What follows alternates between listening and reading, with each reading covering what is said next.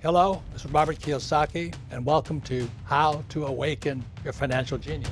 Now, I know all of you have a financial genius. How do I know that? Because every time I've shown a kid a $10 bill, their eyes light up. So anybody who doesn't light up when they see money, they're obviously not a genius there. And most of us would rather be rich than be poor. But unfortunately, only 1 out of 10 people become rich. And most people never become rich. And one reason for that is they don't teach you money at school. So I'm going to be teaching you how that you can awaken your financial genius. So I'll give a little history of Rich Dad, Poor Dad. This is the Cashflow board game here. This is what separates Rich Dad from all those other guys out there, all the YouTubers and all the talking heads out there, and they're talking about their little secret formulas and all this stuff. This is Rich Dad's formula. We're the only one with a game. And this is how you awaken your financial genius. Now, the history of this is my wife and I created this board game in 1996. Now, why did we create this game? Because Kim and I were already retired. We were retired without making a fortune. We didn't win the lottery. We didn't have stocks or bonds. We just did it by being smart with our money. So in 1996, we created this board game here because people kept asking us, how did you retire in 10 years? That was the question. So Kim and I were married for 10 years. We had a vow to each other that we would be financially free in 10 years. When I got married, I was 37 and Kim was 27.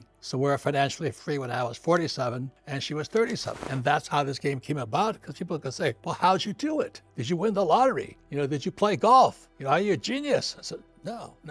So we just created this board game in 1996. The problem was, it was hard for people to understand what this game was about. So that's when, in 1997, I wrote this book here, Rich Dad, Poor Dad. So I'm in this little series here to explain why games awaken your financial genius. Like, I learned about money playing Monopoly. My poor dad was a school teacher. So you got to get good grades, get a good job. And my rich dad was my best friend's father, says, you won't get rich working for money. So I don't understand that, because as kids, we're programmed to go to school and get a job, to work for money. He says the rich don't work for money. And so that was kind of the start of it. So my rich dad, when I was 10 years old, started teaching his son, who was my best friend. We're 10 years old, growing up in Hawaii, and we're playing Monopoly. So the deal was, with my rich dad, I had to work for him for free and he would teach me to be rich. So I go to he owned hotels and he owned convenience stores and did a lot of little businesses. So I go to my rich dad, I'd pick up cigarette butts around his place, rake his lawn, paint things, We're just 10 years old. We did simple jobs. And then my rich dad says, okay, I'm not going to pay you. Now my poor dad, who was a school teacher, went nuts. You can't not pay somebody. You have to pay people. And that's when I learned the rule number 1 from a rich dad: the rich don't work for money. And that was it was a change in my mindset. So rich dad says, I will teach you how to be a rich man playing Monopoly. So we go down there about once or twice a week. We'd work for about an hour, and then rich dad would break out his game of Monopoly, and he'd teach us to be rich people. And we all know the formula for Monopoly is 4 green houses, red hotel.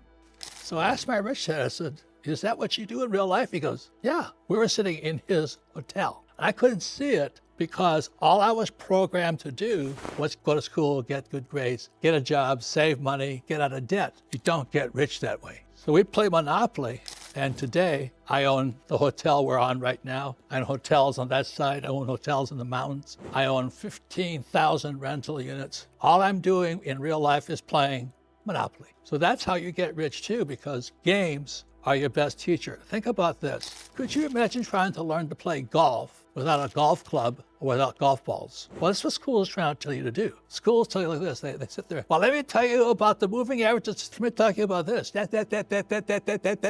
You don't learn anything. That's like saying, well, you should learn how to putt a ball straight. How do I putt a ball straight? You get a putter and you putt. Look at Tiger Woods. If he had a golf club in his hand, I think starting at 7, he wouldn't be the greatest golfer on earth. But what our stupid school systems are trying to do is teach you to play golf without a golf club, without a golf ball, without a golf course. They want to do it like this, talking. Fuck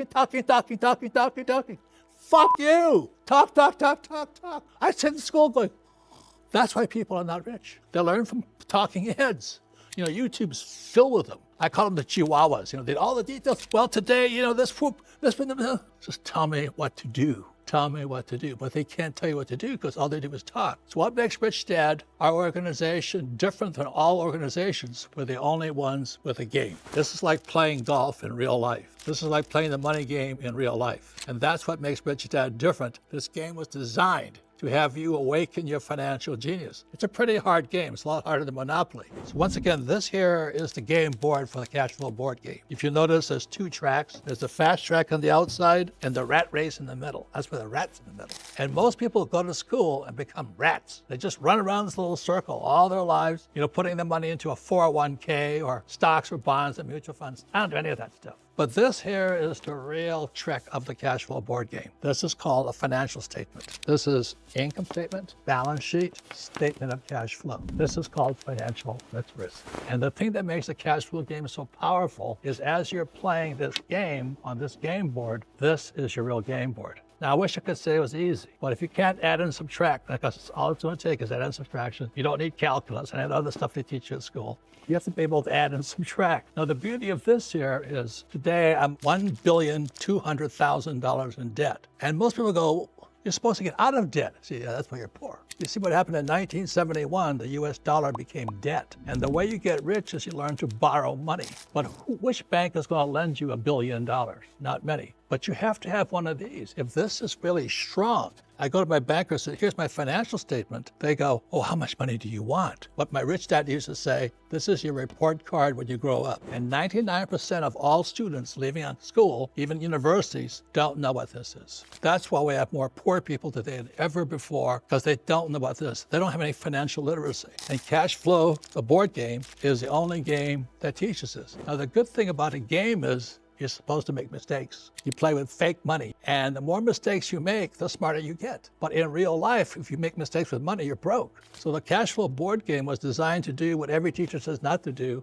All teachers go, don't make mistakes, because if you make mistakes, you're stupid. Now, the people who don't make mistakes are stupid. So how can a baby learn how to walk if they don't fall down? Like I said, Tiger Woods hit more bad balls than I ever will. He's missed more putts than I ever will. So the people who are the biggest losers in life are the biggest winners. But if you go to school, you're told if you miss a putt, you're stupid. How do you learn if you don't make mistakes? So the beauty of this board game and this board game here is you're supposed to make mistakes. On top of that, you play against other people. And on top of that, you're supposed to help other people.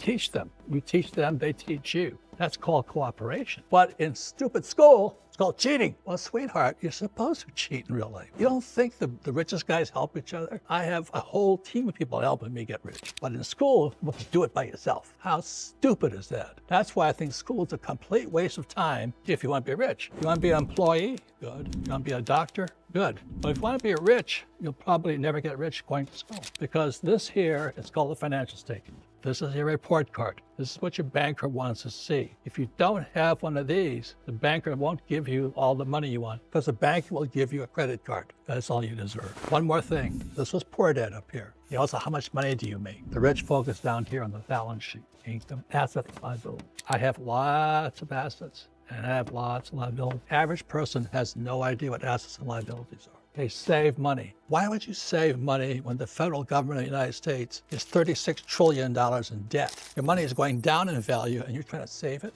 That's really stupid. Well, that's what happens when you go to school, get good grades. You come out stupid when it comes to money. So if you want to get stupid, about money, stay in school. Be like my poor dad, PhD, poor, helpless, desperate. That's my whole family. They don't have anything about money, but they have their MBAs. You know what I mean? What do you learn about money at school? Nothing. You want to get rich? Learn to play this board game, play it many times, teach it, help your friends, learn it. You play this game 10 different times, you teach 10 different people to play this game, your financial genius will go up. Because this is your greatest asset of all. It's that space between your right ear and your left ear. So that's what this board game is designed to do, is awaken your financial genius. And in real life, our brains, we have a left brain and a right brain. So let's say, assume you're right-handed. Your left brain is for numbers. So this is numbers. That's what your left brain is for. Your right brain is for this side, is how do you put deals together? So the real geniuses are people using their left brain and their right brain. All these effing talking heads. Why don't you just do this, you know what I mean? You have to do something. Use your left brain and your right brain. One more thing is we have 4 intelligences. Number 1 is mental. So some people are very smart mentally. Number 2 is physically. Some people are natural athletes and all that. Number 3 is emotional.